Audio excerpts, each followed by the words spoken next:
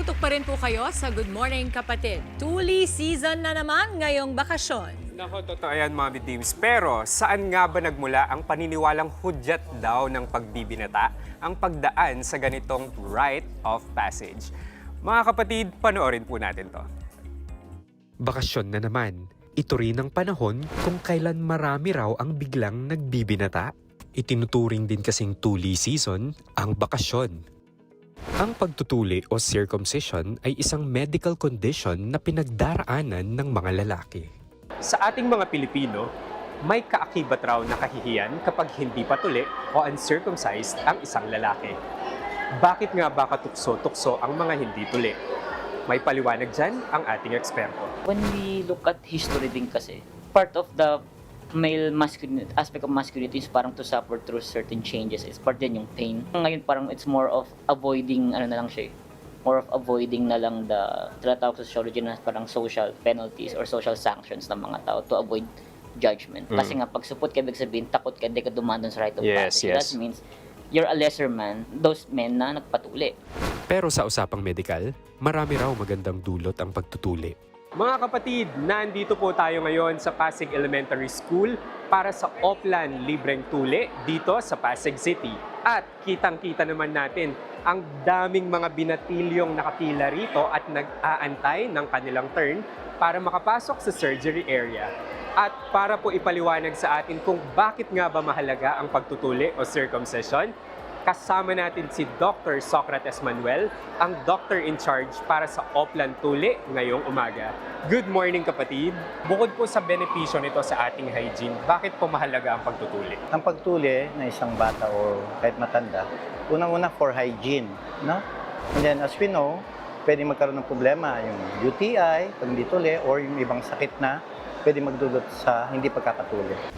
Walang age limit sa pagtutuli, basta't may lakas ng loob.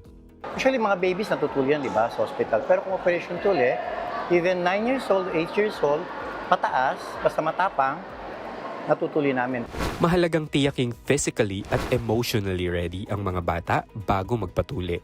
Para naman sa mga kapatid natin o dun sa mga bata nakakatuli pa lang, meron po ba kayong tips na pwedeng mabigay para sa kanila para po mas mabilis yung paggaling nila? After tuli, linisin lang.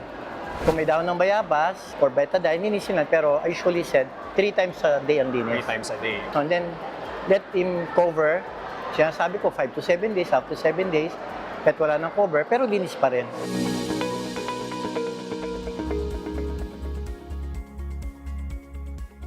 Doc, from that video, napakarami nating natutunang mga impormasyon na dapat naman talaga alam ng ating mga kapatid ngayon, no? Ito nang tanong, may kinalaman ba talaga ang pagtutuli sa pagtangkad o growth spurt ng mga binatilyo? Ayan, ang sagot, Mommy Dims, ay wala.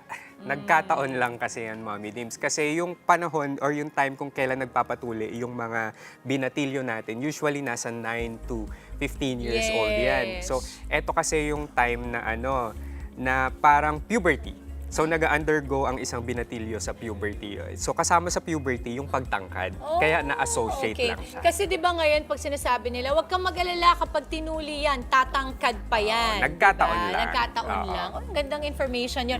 Bukod dito, ano pa ba yung mga misconception sa pagtutuli? Ayan, madaming misconceptions, Mommy Dims. So, una-una, sinasabi nila na kapag hindi ka daw natuli, madumi. Okay. So, wala siyang kinalaman. So, nasisi pa nga yung pagkakatuli. Hygiene kasi dapat. Kung malinis ka talaga, malinis ka ang tao.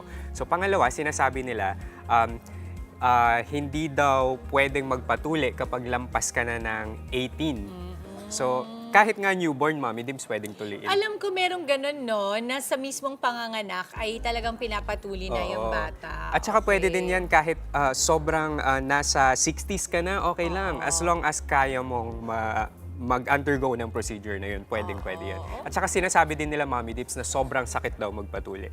Hindi po yun totoo. Yung anesthesia lang ang mararamdaman nila, literal na parang kagat lang ng langgam. Oo. Tapos afterwards, After that, kumbaga wala na parang- silang mararamdaman. Ayun. Kaya sa mga kapatid po natin, huwag natin gawing minsan kasi yung biro na hala ka, ganito mangyayari sa'yo dyan, para rin hindi mahirapan ang ating mga anak na lalaki. Yes, Doc, social media accounts and of course our clinic kung saan kanila favorite na binibisita. Alam ko marami sa mga kapatid kapatid natin ang binibisita ka palagi. Yes, Mami Dim, sa TikTok po at Instagram, Doc Richard Gadiaza. Clinic po namin Skin Soul Advanced Dermatology and Medical Aesthetics. Meron po kami sa Mandaluyong, Fairview at saka sa Cubao. Naku mga kapatid, kayo ay magpa-schedule ahead dahil alam ko itong kapatid ko si Doc Richard ay napakaraming kliyente. Kaya nga parang hindi makakasama bukas. Wala Tama? ako sa La Union. Oo. Pero pwede sila mag-walk-in, Mami Dim. Oo, again, maraming salamat Dr. Richard Gadiaza.